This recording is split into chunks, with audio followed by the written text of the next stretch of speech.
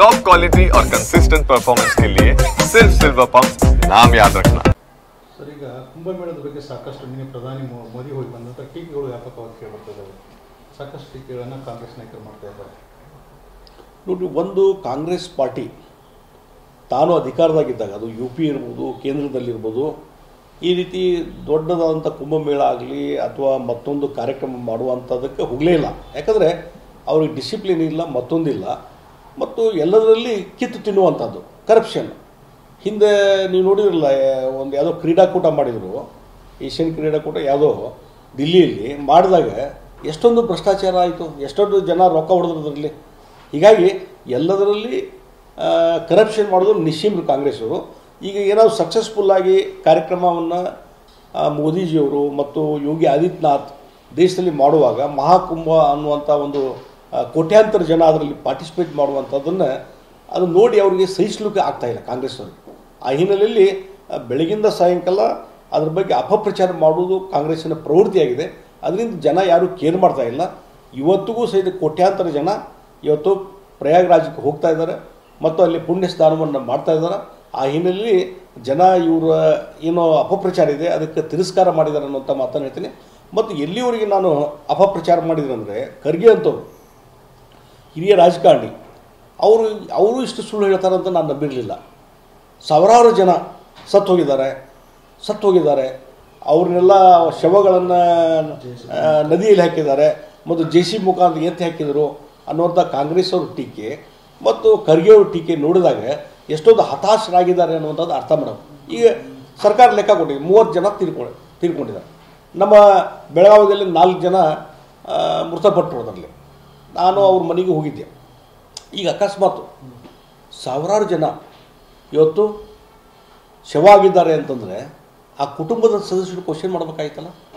ಅಂದರೆ ಆ ಕುಟುಂಬದ ಸದಸ್ಯರೇ ಇಲ್ಲ ಅವ್ರಿಗೆ, ಸಾವಿರಾರು ಜನ ಸತ್ತವ್ರಿಗೆ ಇದಕ್ಕೇನು ಉತ್ತರ ಕೊಡ್ತಾರೆ? ಇಲ್ಲಿ ಯಾರೋ ಹುಬ್ಬಳ್ಳಿಯಿಂದ ಕುಂಭಕ್ಕೆ ಹೋದವರು, ಬೆಳಗಾವಿಯಿಂದ ಯಾರೋ ಹೋದವರು ಎಲ್ಲೇ ಮಿಸ್ ಆಗ್ಯಾರ ಅಂತಂದರೆ ಇಮಿಡಿಯೇಟ್ಲಿ ಫೋನ್ ಮಾಡೋಕ್ಕೆ ಚಾಲು ಮಾಡ್ತಾರೆ ಕುಟುಂಬದ ಸದಸ್ಯರು.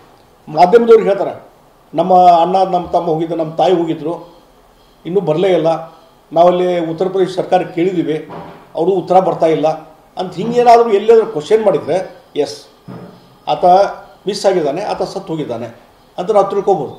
ಇದು ಎಲ್ಲಿಯೂ ಒಂದು ಇಡೀ ದೇಶದ ಯಾವುದೇ ರಾಜ್ಯದಲ್ಲಿ ಯಾವುದೇ ನಗರ ಪಟ್ಟಣ ಇರ್ಬೋದು, ಗ್ರಾಮೀಣ ಭಾಗದಿಂದ ಯಾವ ಒಬ್ಬ ಪೇರೆಂಟ್ ಆಗಲಿ ಕುಟುಂಬದ ಸದಸ್ಯರು ಇವತ್ತಿಗೂ ಸಹಿತ ನಮ್ಮ ಒಬ್ಬ ಕುಟುಂಬದ ವ್ಯಕ್ತಿ ಕಾಣೆಯಾಗಿದ್ದಾನೆ, ಆತ ಸಿಕ್ಕಿಲ್ಲ, ಆತ ಮೃತಪಟ್ಟಿದ್ದಾನೆ ಅಂತ ಸಂಶಯ ಇದೆ ಅಂತ ಹೇಳಿ ಒಬ್ಬರಾದರೂ ಟಿ ವಿಗೆ ಹೇಳಿಕೆ ಕೊಟ್ಟಿದ್ದಾರೆ.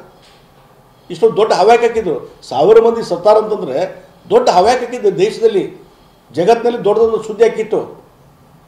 ಅವರೆಲ್ಲ ಕುಟುಂಬದ ಸದಸ್ಯರು ಹೊರಗೆ ಬಂದು ರಸ್ತೆಗೆ ನಿಲ್ತಿದ್ರು. ಅವರು ನಮ್ಮ ಕುಟುಂಬದ ಸದಸ್ಯ ಒಬ್ಬ ಇಲ್ಲ, ಅವನ ಎಲ್ಲಿದ ಬಾಡಿ ಕೊಡ್ರಿ ಅಂತ ಹೇಳಿದ್ರು. ಅದು ಯಾವುದೂ ಇಲ್ಲ, ಒಂದು ಕಂಪ್ಲೇಂಟ್ ಇಲ್ಲ. ಇಲ್ಲದೇ ಈ ರೀತಿ ಅಪಪ್ರಚಾರ ಮಾಡೋದ್ರಲ್ಲಿ ನಿಶ್ಚಿಮರಾಗಿದ್ದಾರೆ ಕಾಂಗ್ರೆಸ್ನವರು. ಹೀಗಾಗಿ ಅದಕ್ಕಾಗಿ ಅವರ ಮಾತನ್ನು ಯಾರೂ ನಂಬಲಿಲ್ಲ. ಕೋಟ್ಯಾಂತರ ಜನ, ಲಕ್ಷಾಂತರ ಜನ ಇವತ್ತಿಗೂ ಸಹಿತ ಮಹಾಕುಂಭಕ್ಕೆ ಹೋಗ್ತಾ ಇದ್ದಾರೆ. ನಿಮ್ಮ ಬೆಳಗಾವದೇ ತೊಗೊಂಡ್ರೆ 4 ಜನ ಏನು ಮರಣೋತ್ತರನ ಕಾನೂನು ಪ್ರಕಾರ ಮಾಡಿಲ್ಲ, ಯಾವುದೇ PM ರಿಪೋರ್ಟ್ ಸರಿಯಾಗಿ ಕೊಟ್ಟಿಲ್ಲ ಅನ್ನೋದು ಅಲಿಗೇಷನ್ ಇದೆ. ನೋಡಿ, ಒಂದು ಅವ್ರನ್ನ PM ಇದು ಮಾಡಿದ್ದು ಇಲ್ಲೇ ಬೆಳಗಾವಿಗೆ ಬಂದ ಮೇಲೆ ಅವುಗಳನ್ನ ಸೇವೆಗಳನ್ನು ವ್ಯವಸ್ಥಿತ ರೀತಿಯಾಗಿ ಇಲ್ಲಿ ಕಳಿಸುವಂಥ ವ್ಯವಸ್ಥೆ ಮಾಡಿದ ಮೇಲೆ ಇಲ್ಲಿ DC ಅವ್ರ ಜೊತೆ ನಾನು ಸಂಪರ್ಕದಲ್ಲಿದ್ದೆ. ಆಮೇಲೆ ಅವ್ರು DC ಅವ್ರು ಹೇಳಿದರು ಇಲ್ಲ, ಪೋಸ್ಟ್ ಮಾರ್ಟಮ್ ನಾವು ಇಲ್ಲೇ ಮಾಡ್ತೀವಿ ಅಂತೇಳಿ, ಆ ರೀತಿ ಇನ್ಸ್ಟ್ರಕ್ಷನ್ ಇದೆ ಅಂತೇಳಿ ಅದಕ್ಕೆ ಮಾಡಿದ್ರು. ಪೋಸ್ಟ್ ಮಾರ್ಟಮ್ ನಾವು ಮಾಡಿದ್ರು. ಇಟ್ಬಿಟ್ಟಪ್ಪ, ನಿಮ್ದು ಇಟ್ಬಿಟ್ರಿ. ಸರ್, ಅಲ್ಲೇ ಯಾಕೆ ಪ್ರಯಾಗ್ರಾಜರಲ್ಲಿ ಯಾಕೆ ಮಾಡಲಿಲ್ಲ ಅಂತ ಕ್ವಶನ್.